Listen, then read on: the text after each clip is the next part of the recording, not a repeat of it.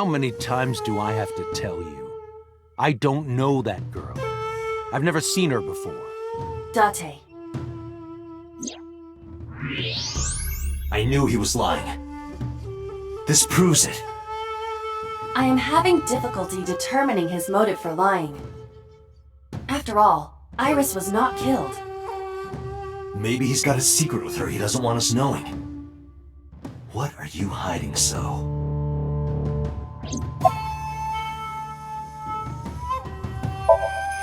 You are beginning to irritate me. What did you want to talk to her about? What is the private matter you mentioned? What is your relationship with her? I'll answer your questions when you present a warrant.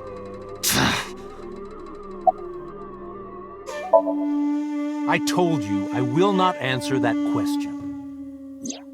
And why not? We didn't find anything there. There's nothing to hide.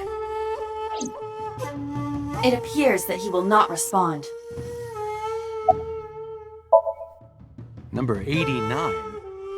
Who is that? An inmate at Fuchu prison. He used to go by Falco. He was an assassin. Odd, finding such a person in Japan. What about him? About a week ago, he called your secretary. I don't know anything about that. He was probably calling for a pardon or some such nonsense. My secretary probably decided it wasn't worth my attention. If you need information, you can ask her. I can't help you. Haven't you people got enough? I'm very busy, excuse me. Oh, actually, I do have one more thing to tell you. To be honest, Kaname Date, I don't like you. I don't ever want to see you again. So I suggest that you don't show your face here anymore. It's what's best for both of us, understand?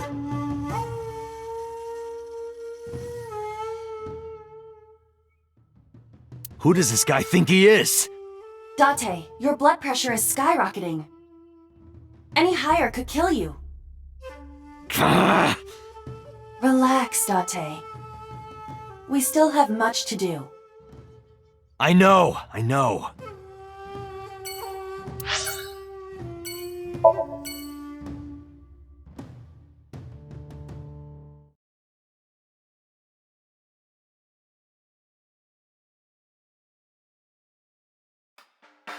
You need more info on Ren?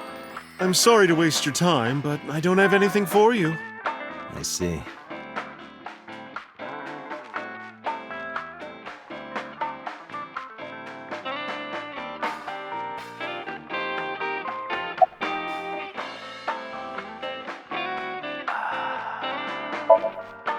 I find it calming. Why is that? Don't ask me.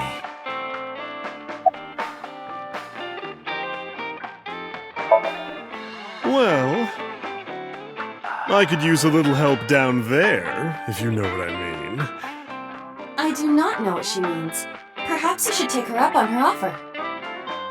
Absolutely not.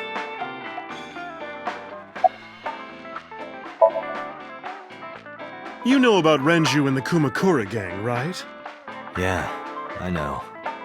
I heard it from his own mouth right here. Do they have anything to do with the talent scandal at Lemniscate? Maybe now they do, since Renju is the president of Lemniscate. But even before that, Renju and the Kumakuras go way back. All the way back to high school.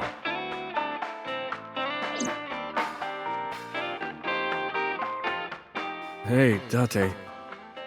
Have you ever seen a dead body?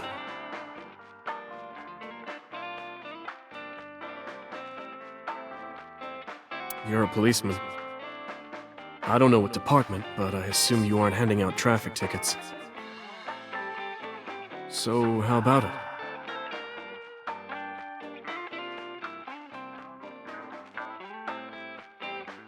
What about you? Me? Well, yeah.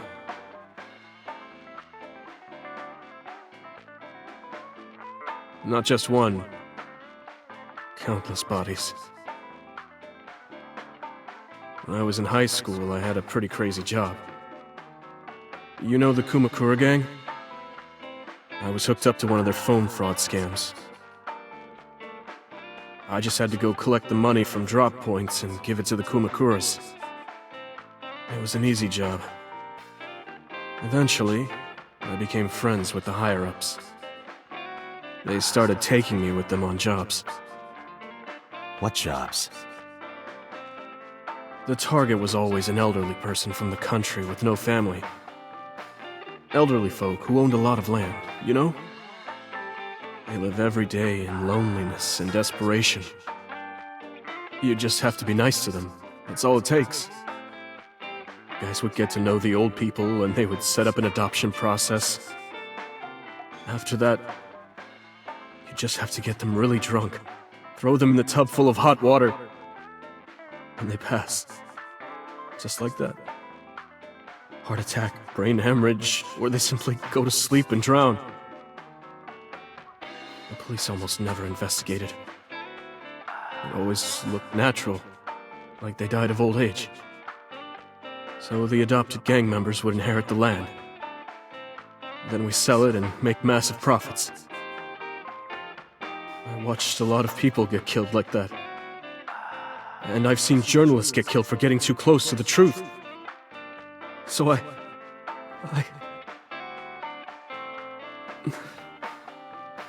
Why am I telling you all this?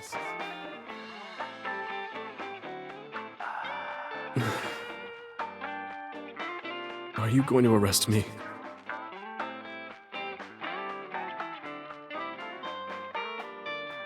You didn't do it yourself, right? No, I was always the lookout. But still... Date,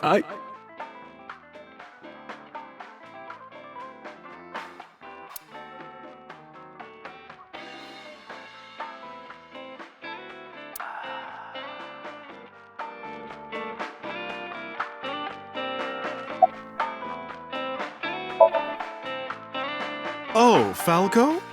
You know him? I know him as a famous assassin in the underworld. Just rumors, though, nothing specific. What kind of rumors? He's good. 100% success rate, no evidence. He was a world-class killer. Did you ever meet him? Nope. I don't even know what he looks like. Any other info? I know he's connected to the Kumakuras somehow. Them again. Well, that's about it. I don't have anything else for you. Sorry I'm not much help. No, don't worry about it. Can you come back again tonight? There's a regular here who is good friends with Ren. They should be here tonight. If you ask him, he might have some information for you. Tonight? Yes. I'll be waiting for you.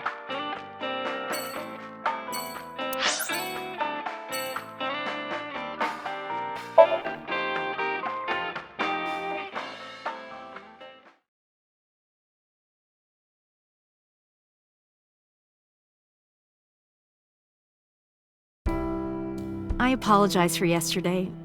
I arrived uninvited. No, I'm grateful. Thanks to you, Mizuki has her voice back. No, I didn't do anything.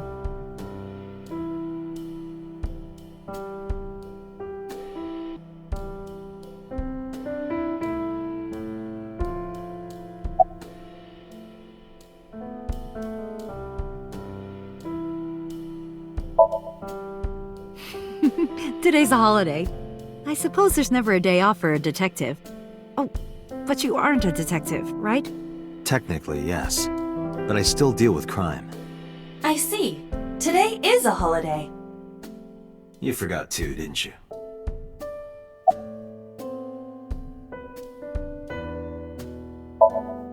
Did something happen to him? You asked me that yesterday.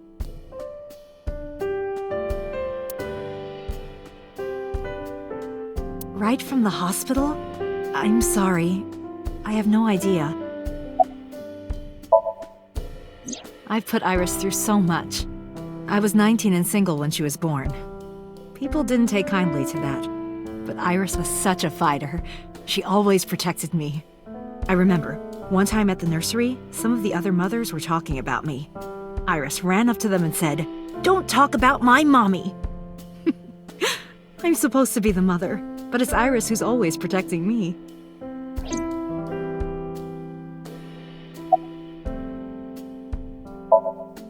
They died when I was 17. I was an orphan, and my relatives lived far away. They might have taken me in, but I was already in my second to last year of high school. It wasn't a good idea for me to move that late. So I decided to stay here, by myself. And take care of Iris. Yes, all alone. But Renju would help sometimes. It was always just me and her. Vacations, barbecues, zoos, amusement parks. Just me and her. Oh, that reminds me. When Iris was 5, there was a children's theater show in Bloom Park. It was called Milky Moon. It was about girls as magical space rangers and such. She loved singing and dancing, even as a kid. Whenever she heard music, her body would start moving. It was a quirk of hers. And she did it at the show, too. Toward the end, when all the Milky Moon girls were dancing to the ending song, Iris climbed up onto the stage and danced with them.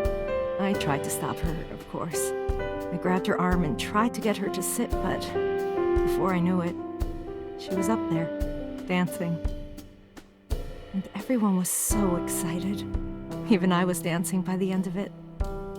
When it was over, she had the biggest smile on her face. "Mama, you're a good dancer."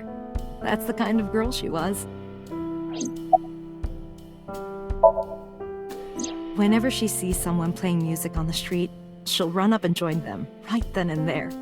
Music at the train station, the crosswalk beeping, even at convenience stores. When their little chime played, she would start dancing. It almost got her into trouble once. She was on the jungle gym and a truck drove by. It was playing loud music out the windows. She climbed up to the top and started dancing, but she lost her balance and fell. She fractured her leg pretty badly. It was on a Sunday, and it was hard to find an open emergency care. I was carrying her on my back, running and running through town. I could still hear her crying. "Will I still be able to dance, Mommy? Can I still dance?" She cried and cried into my shoulder. It was the only time she ever cried so much. No, that's not true. There was one other time.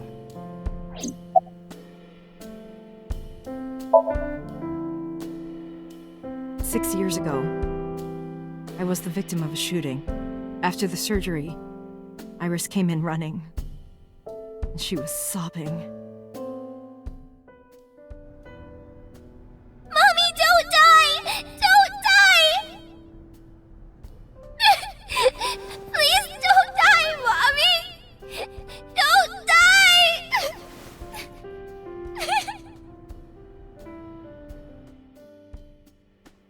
I swore to myself then that I would protect her, no matter what. Iris is everything to me, more important than my own life.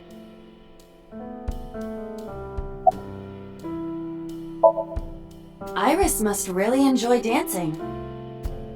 Yeah.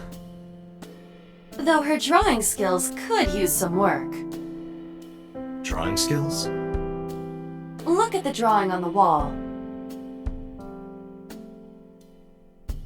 I've been wondering about that picture. Iris drew it when she was 12. That's you on the left and Iris in the middle, correct? Yes, And who's on the right? the man I was dating at the time. It was only for 3 months, but I met him about 6 years ago. Have you been to the Ikume Shrine in the Minato district? I was praying there one day, and I heard a voice. Well, more like a groan. Behind the shrine, I saw a man sitting on the ground. He was bleeding badly from his stomach. I took out my phone to call an ambulance, but he grabbed my wrist, and he held me, and then he kissed me. I was shocked, but when I stared into his eyes, then I heard footsteps, and then a bunch of men yelling. They were looking for him. When the voices and footsteps faded, he let me go. Don't call an ambulance. And don't call the cops. I knew he had to be a criminal. So I took him to an underground clinic I knew. You took him to a mob doctor? Renju's friend. I only met him once.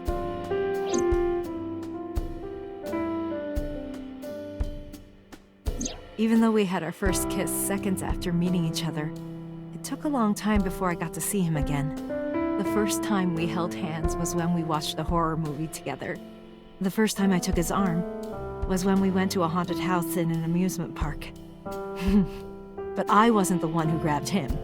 A zombie jumped out and scared us, and he clung onto my arm. He had that cute side to him.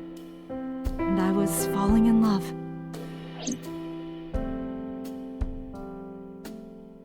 Our second kiss was in the car. It's cliché, I know, but we drove around at night, looking at all the lights. We parked our car near a warehouse and kissed. I don't think we ever said I love you, but we both knew. We were getting closer and closer. I introduced him to Iris about a month after I first met him. Iris never had a father figure in her life before. She warmed up to him immediately and treated him like a real dad. From then on, it was always the three of us together. We would go to the beach, to the river, the zoo, the amusement park. Going to barbecues with another person was a new experience for me and Iris. Everything felt so fresh. Every day was so exciting. Oh, sorry. You asked about the picture.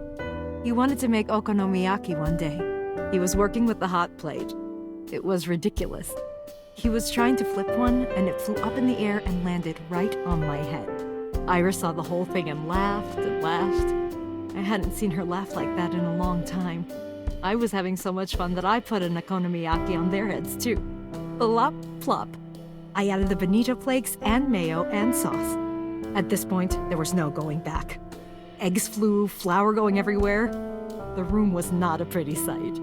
After our battle, we laughed like crazy. We were rolling around on the floor. So Iris decided to draw it. It's nostalgic. But those days didn't last. 6 years ago, in November, a man with a gun broke into our house. Fortunately, Iris wasn't home at the time, but my boyfriend was. That's why the gunman came. He wanted to kill him. He wanted to kill him, and he would never stop. He pulled the trigger. I tried to protect him. The bullet hit me, but the police arrived. They were both arrested and incarcerated. Why was he after your boyfriend? Before he met me, he committed some terrible crime. I don't know the details, but it was awful. So he became a target for underworld criminals. I don't know exactly why, but I know that he betrayed them in some way. May I ask you something? Of course. I had heard that that incident was a random break-in gone wrong. Oh. That's not true. I lied about it at the time, because of Mizuki. Mizuki is Iris's friend. If she found out, Iris would find out too. I didn't want Iris to know. Know what? That I was dating a criminal. It was her father figure. Iris looked up to him. If she found out about his past...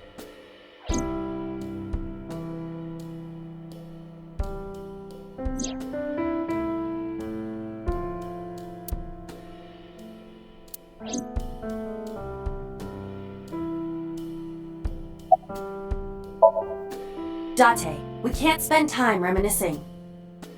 We have to get moving. Yeah, let's go.